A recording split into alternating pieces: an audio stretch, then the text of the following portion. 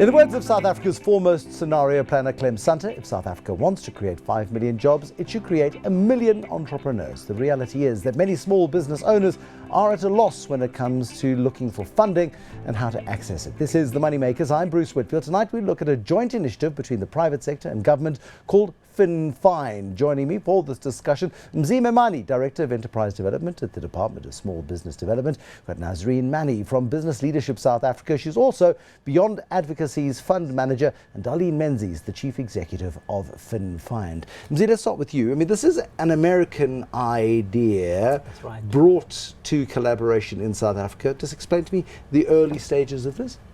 It was started by USAID, and over time, USAID felt there was a need to expand this program.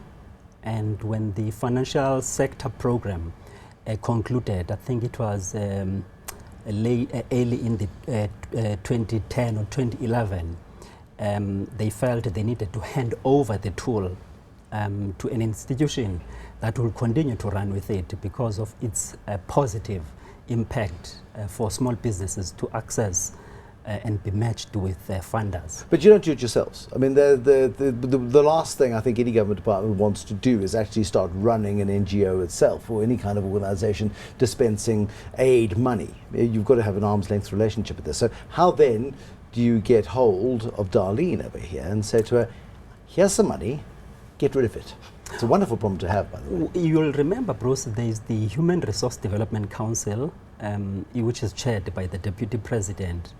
So from 2011, 2012, they did some work on how to enable entrepreneurship in the country. And so one of the recommendations of the council was to look at issues of access to funding. And so they identified Finfind as a useful platform that the department can adopt. But we've got the Development Bank, we've got the IDC, we've already got state institutions whose job it is to do this sort of thing. Why need another structure? Now, the problem is you have all these institutions that you mentioned. So if a small business owner is looking for funding, it means they must visit the IDC website, they must visit CIFA, NEF.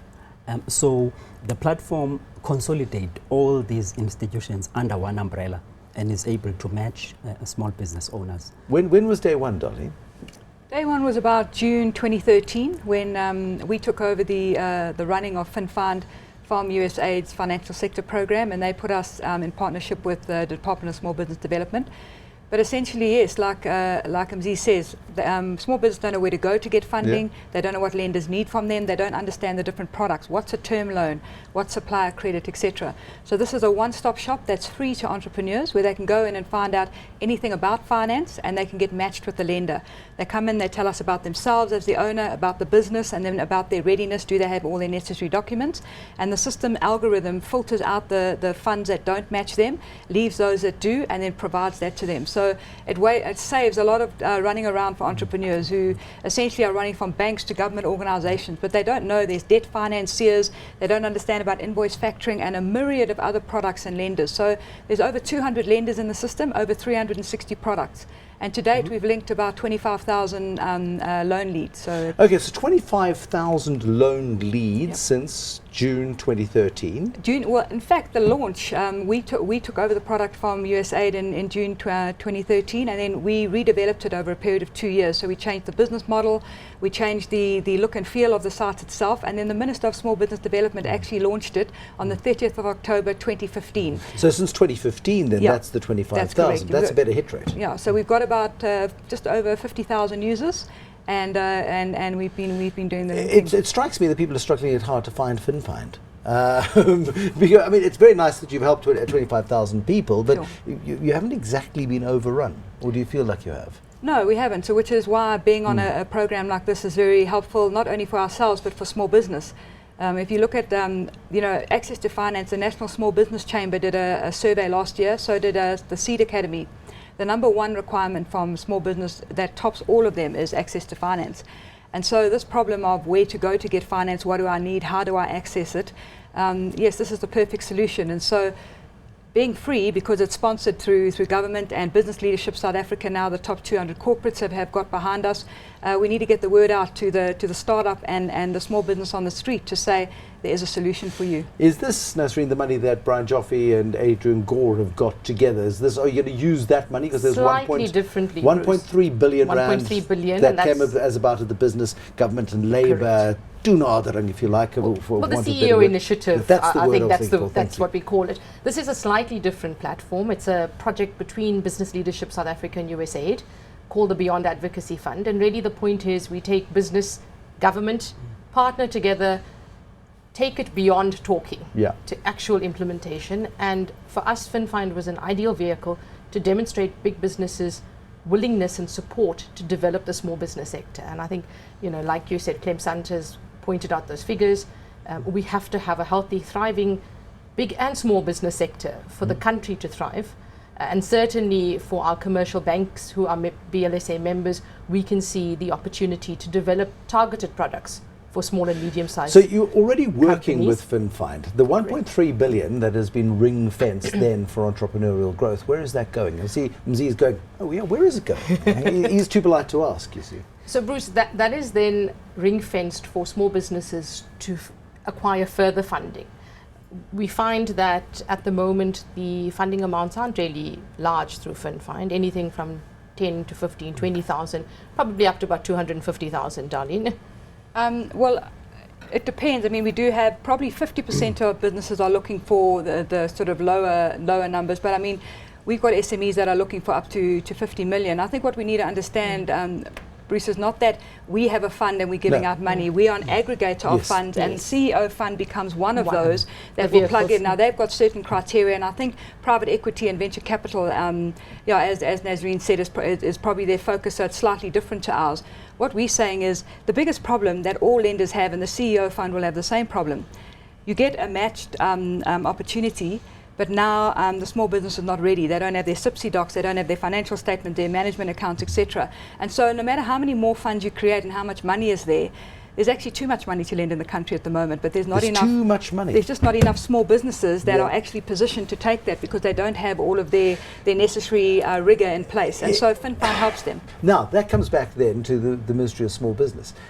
Can you not cut through the red tape and reduce the red tape, especially on the startups who want the 15 and the 20 grand? Just say, guys, as long as within the first year of operation you're actually compliant and you've got your VAT certificates and you're registered for tax and your employees, if you're paying them enough, are registered for tax, all of that sort of stuff. Isn't that your job to smooth this over? You're quite right, Bruce. That is our role, to look at any pockets of red tape and make sure that we drive a smart process which makes it easier. For instance, if it takes longer to approve a loan, if that process is shortened. I'm just referring to our own. We're talking about people who, I mean, if I was to start a small, I wouldn't know where to start with the rigmarole and the red tape and all of that sort of stuff. And then you go in with 8 documents, and even getting your license disc nowadays, you've got to have 12 bits of paper with DNA samples and things on them. And you go there with 11 documents and you left the DNA sample behind, you get sent to the back of the queue.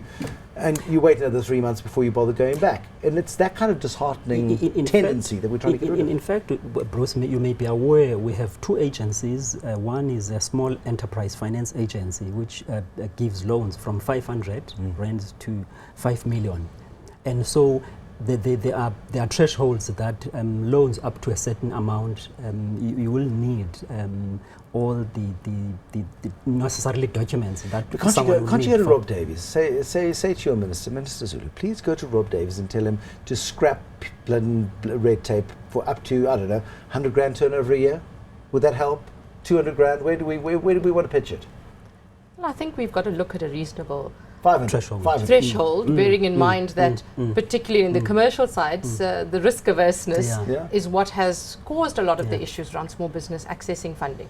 And I think if we engage, and this is a platform where we can start having those conversations and start identifying what are some of the triggers, what are some of the patterns emerging, and can use that information to start having these conversations you're pointing to. But haven't we run out of time for conversations? Don't we sort of need a bit of common sense to prevail, Nazrene? I think that's probably where we're at. but I don't think there's a bank who's going to let you walk out with money without signing away a lot of your life. Collateral, yes, absolutely. And Bruce, data is powerful. I mean, all of these things we're assuming when we talk now, but if we can take a database of a lot of data on small business, there's not a lot of good data on small business out there. Why? Because entrepreneurs are busy and there's no reason for them to have to give data. But when the carrot of access to finance is there, they're willing to come and tell you who they are, their business, etc. And so now this data is becoming very powerful, both for government and for business to use. How has that changed the way you operate in the last 3 years? Within Finfind? Well, it's helped us to understand, to be able to approach government and approach business and actually go with facts as opposed to assumptions. So we can say, this is where the particular issue is in terms of readiness. This is the percent of business that have financial statements. These are how many people are struggling with tax clearance. If you had to drop the loan threshold by 50,000, you would bring in a net of more than another 300,000 into the base. Without data, you can't do that. So as we've built this data now since the minister launched the product, we've got, which is why we're able, as an organisation, to sit around the table with powerful institutions and government departments like this, because the data bears out what small business have been crying out for a long time, and now we can tailor products and solutions for them. I mean, it's a breath of fresh air, it really is, because a good 10% of the emails that come into my inbox is, I need funding, I don't know where to go. I've got a great idea. Well, let me send you my business plan, and 500 pages of paper arrive, and I quickly pass them on to others. I pass the buck on this. I can now pass the buck to Finfind. I can send it to Finfind. And I think that's the willingness, particularly in the part of the commercial banks, who's saying we've recognized it's an area we haven't invested in. There's a huge gap in that market. They're very good at businesses with reams of accounts and 5-year track records and R1 million or R2 million turnovers. They can fund that stuff. Correct. And again, as BLSA members, they're saying we're prepared to now put our money where our mouth is. How can this change the world? I think if we can grow more small businesses, if we can start bringing in entrepreneurs who are going to start employing people, start training people, those become experienced people who move through the labor market, who are taxpayers, who add value to society, will change the world. How's the minimum wage going to affect this, Mzi? There are submissions we made, Bruce, during the whole process of consultations, and I think we also looked at thresholds and felt that certain types of businesses wouldn't be able to afford, and so they may apply for exemptions. Okay. Yeah. So it's all feasible. Right. Give me an email address. www.finfindeasy, finfindeasy.co.za, and easy is EASY. That's easy. Finfind easy, nice and easy. Nice and easy. There we go. It wasn't an email address, but a website address is just as good. That's Apologies. Finfindeasy.co.za. That was Mzi Memani, Director of Enterprise Development at the Department of Small Business Development.